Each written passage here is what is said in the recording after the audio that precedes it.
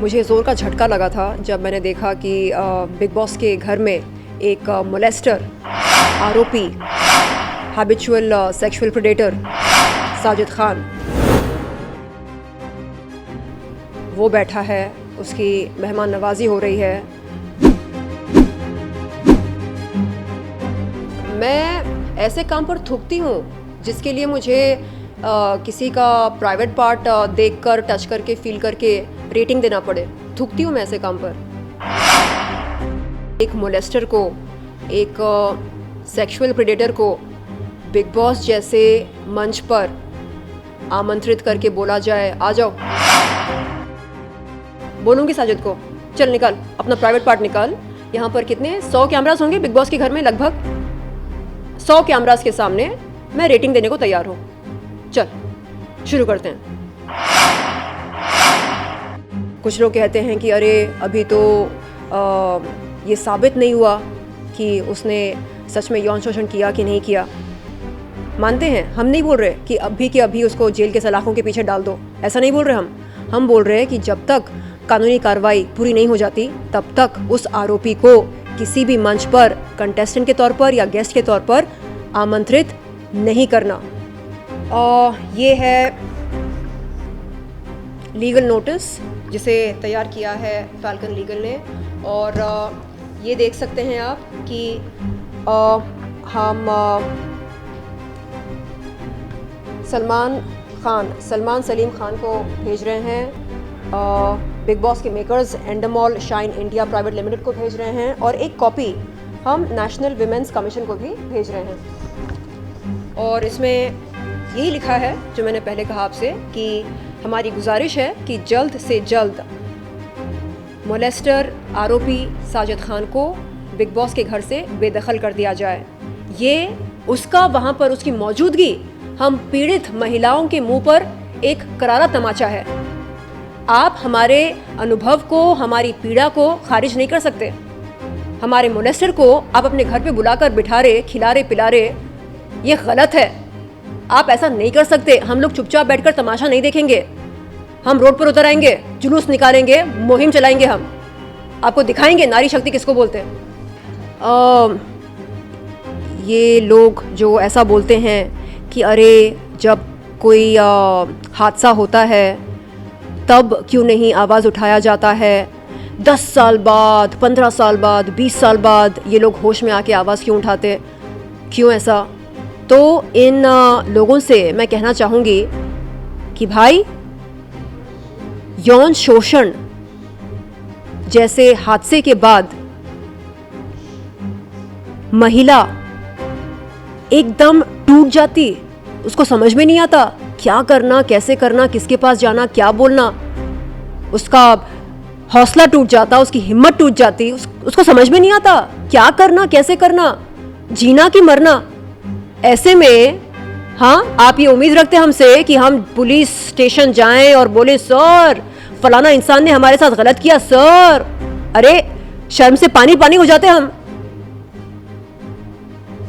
और कई साल बाद जब हमको हिम्मत आता, हमें हिम्मत पैदा होती, तब हमें लगता कि अरे चलो मैं अकेली नहीं हूं, और भी कई महिलाएं हैं, ये लोग मेरे साथ खड़े होंगे, चलो मैं भी आवाज उठाती हूं।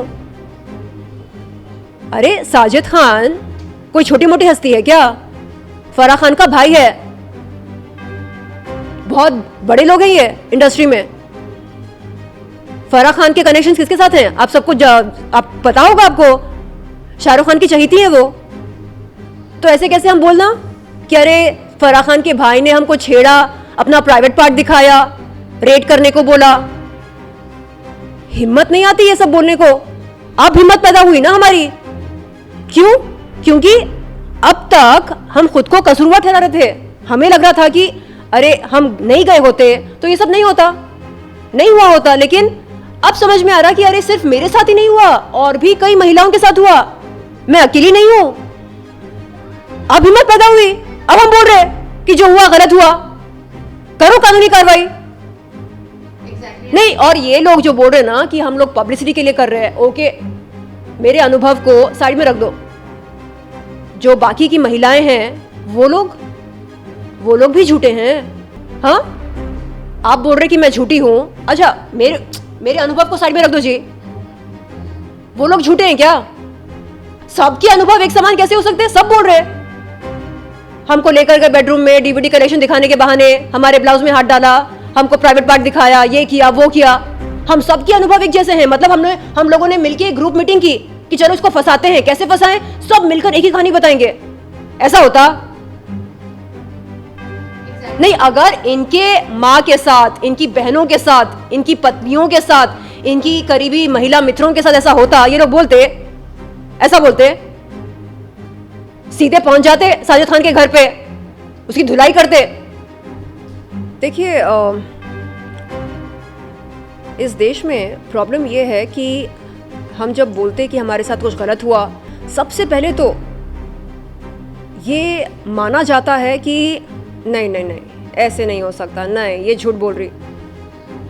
मतलब कोई बेनिफिट ऑफ डाउट देना ही नहीं चाहता। नहीं, ये तो पब्लिसिटी के लिए कर रही, अरे ये झूठ बोल रही, अरे नहीं नहीं नहीं। ऐसा होता क्या? ऐसा कोई करता क्या? कोई प्राइवेट पार्ट दिखाकर रेटिंग मांगता क्या? हाँ मांगता, फराह खान का भाई मांगता, हमसे मांगा, हम बोल रहे।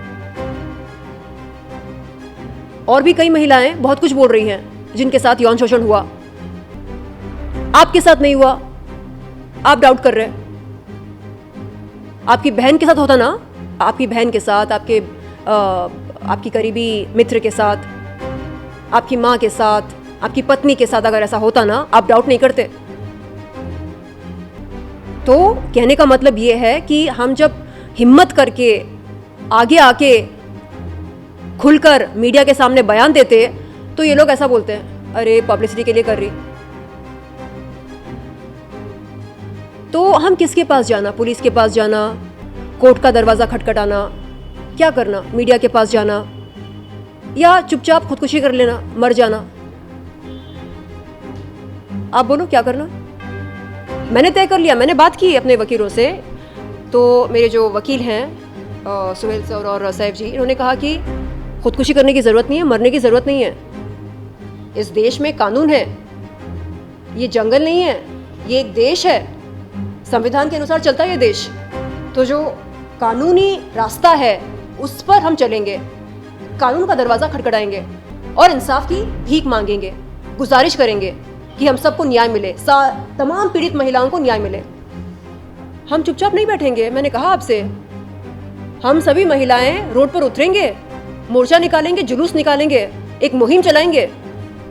चुपचाप बैठकर तमाशा नहीं देखेंगे, रोएंगे नहीं, खुदकुशी नहीं करेंगे, मरेंगे नहीं, अपने हक के लिए लड़ेंगे, इंसाफ के लिए गुजारिश करेंगे। आप देखिए, अभी बिग बॉस के मेकर्स अगर साजिद खान को बिग बॉस के घर से बेदखल नहीं करते, आप देखिए क्या होता है। आप देखिए किस तरह का जुलूस निकलेगा। इन लोगों ने कई सालों से हमको अंडर एस्टिमेट किया। इनको लगता है कि नहीं नहीं, एक दो लड़कियां क्या कर लेंगी मिलके, कैसा जुलूस, कैसा मोर्चा, हम बताते। आप ज़रा वेट करो, हम दिखाते। मैं ऐसे काम पर थूकती हूँ जिसके लिए मुझे किसी का प्राइवेट पार्ट देखकर, टच करके, फील करके रेटिंग देना पड़े। थूकती हूँ मैं ऐसे काम पर। मैं मोहताज नहीं हूँ इस तरह के काम की। और वो लोग क्या काम देंगे? वो लोग क्या काम देंगे मुझे?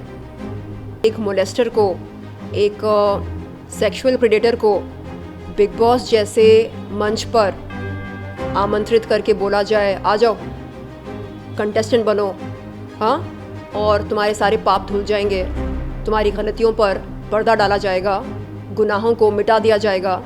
तो जिन महिलाओं के साथ उसने गलत किया वो चुपचाप बैठकर ताली बजाएं? हाँ ना, सबको सोचना चाहिए कि अगर मेरे साथ ऐसा होता तो मैं क्या करती। ये सिर्फ मेरी या उसकी बात नहीं है, ये हम सभी महिलाओं की बात है।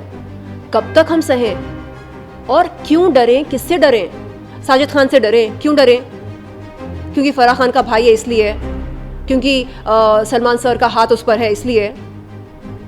सलमान सर से मैं गुजारिश करती कि वो भाईजान सिर्फ साजिद खान के नहीं, हमारे भी बनकर देखें। हम उनको प्यार देंगे, दुआएं देंगे। बनो हमारे भाईजान, बनो हमारी रक्षा करो, सुरक्षा करो हमारी। हमारे जो मोलेस्टर बैठे हैं ना आपके घर में, उसको बेदखल करो तुरंत।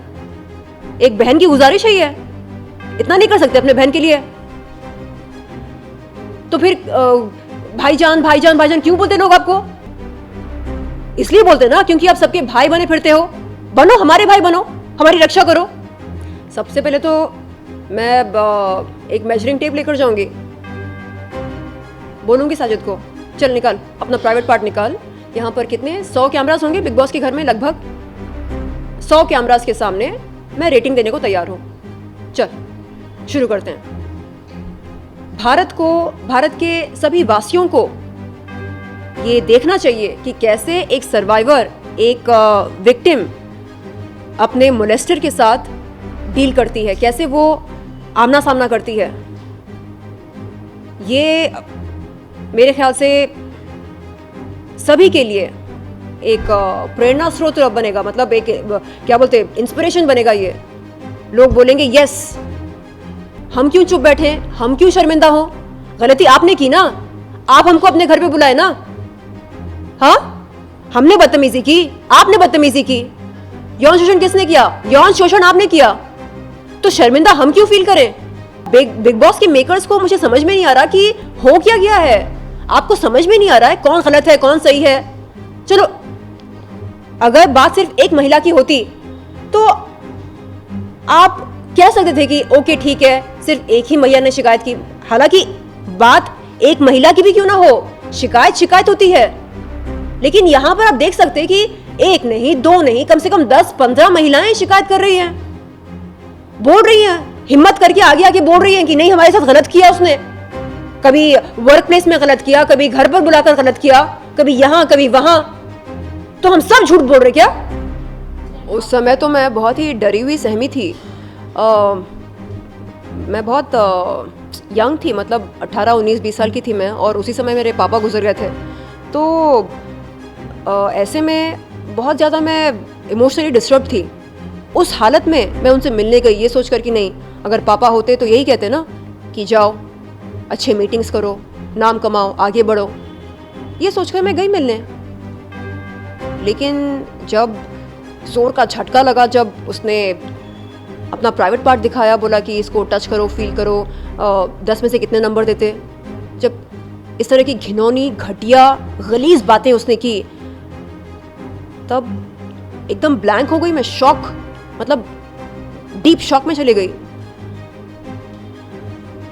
और जैसे, मतलब क्या बोलते हैं उसको,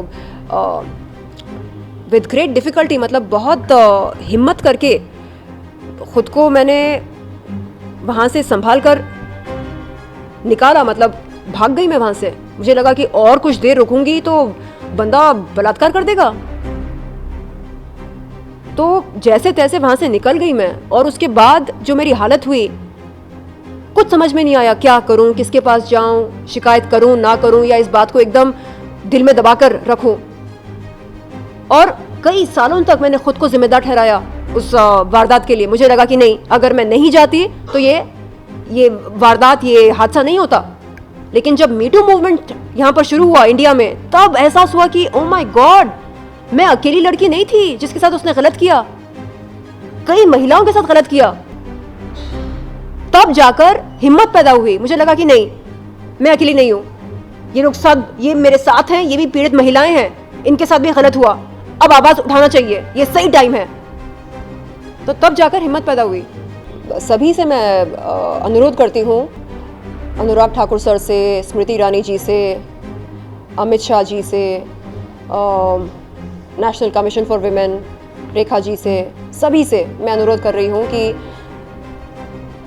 ये जो मोलेस्टर आरोपी बिग बॉस के घर में बैठा है, उसे जल्द से जल्द बेदखल कर दिया जाए। और समाज को ये मैसेज मिलना कि ऐसे लोगों को हम बढ़ावा नहीं देंगे, ऐसे लोगों को हम गेस्ट के तौर पर या कंटेस्टेंट के तौर पर आमंत्रित नहीं करेंगे। हाँ, आप क्लीन चिट लेकर आओ, कोर्ट से क्लीन चिट लेकर आओ, उसके बाद आओ कंटेस्टेंट बनकर आओ, जज बनकर आओ, जो करना है करो।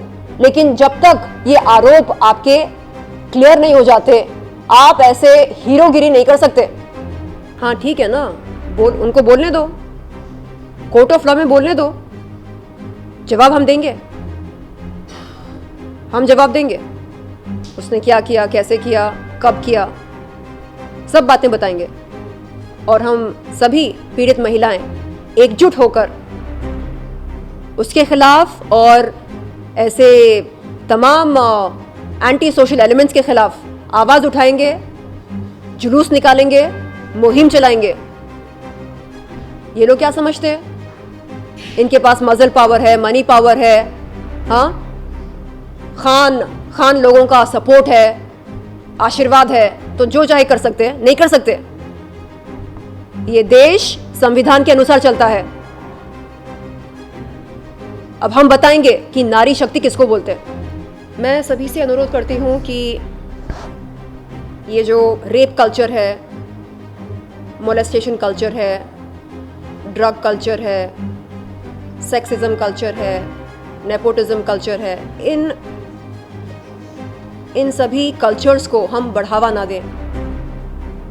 हम इस इंडस्ट्री को एक साफ सुरक्षित जगह बनाएं जहां पर हर महिला खुद को सुरक्षित महसूस करे, चाहे वो छोटे शहर की अपकमिंग मॉडल क्यों ना हो।